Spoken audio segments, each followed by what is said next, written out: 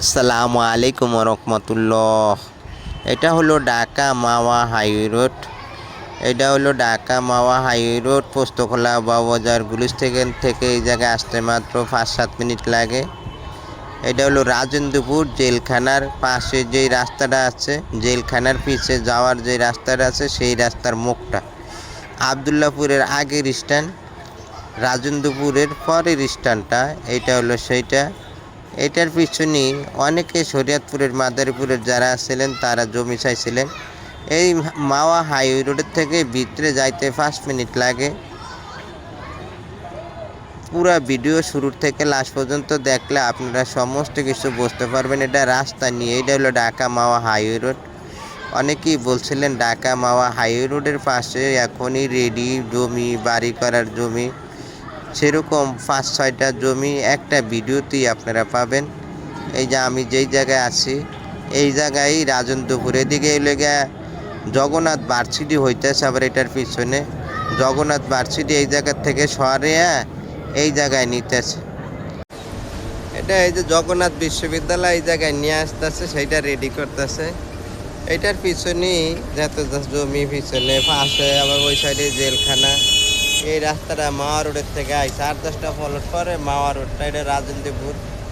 তো এই সব রোডে যারা জমি চাইছিলেন, ঢাকা মাওয়া হাইওয়ে রোডের পাশেই যে ভার্সিটি হইতেছে, তো এই রাস্তা দিয়েই কিন্তু এই জমির পিছনে আপনারা যেতে পারবেন।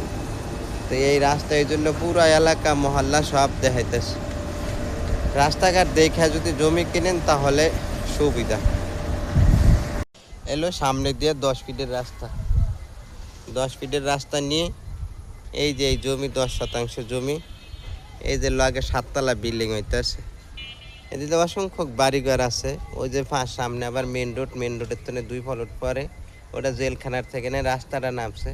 এই যে বাড়িঘর এগুলো কিন্তু সব বারাসালে। ওই যে বিল্ডিং করতেছে এটি কিন্তু সব বারাসালে।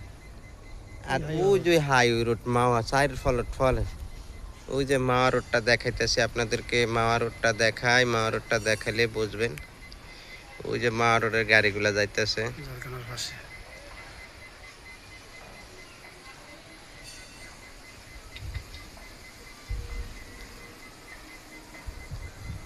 এই যে মাওয়া রোড, মাওয়া রোডের থেকে 5টা ফলট পরে ওই যে মাওয়া রোড, এটা হাইওয়ে রোডে গিয়ে আবার উঠছে। তো এই পলটটা 10% পলট, এটা বিক্রি করা হবে। ওই যে মাওয়া রোডের থেকে 5 ফলট পরে একদম এই যে বাড়িঘর আছে, একদম গুলিস্তানের স্বয়ং নিকটে।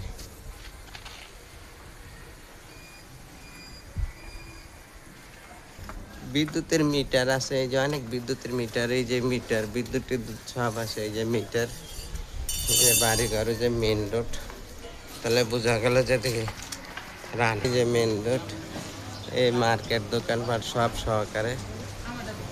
ওই যে দোকানপাট, হ্যাঁ এই যে মার্কেটের পিছনে যে মার্কাজুল কোরআন ইন্টারন্যাশনাল মাদ্রাসা দিক দেয় সব আছে। এটাই মেন রোডে গেছে, মা রোডে গেছে এই রাস্তাটা। এটা মা রোডে গিয়ে উঠছে, একদম কাছে বাড়িঘর আছে।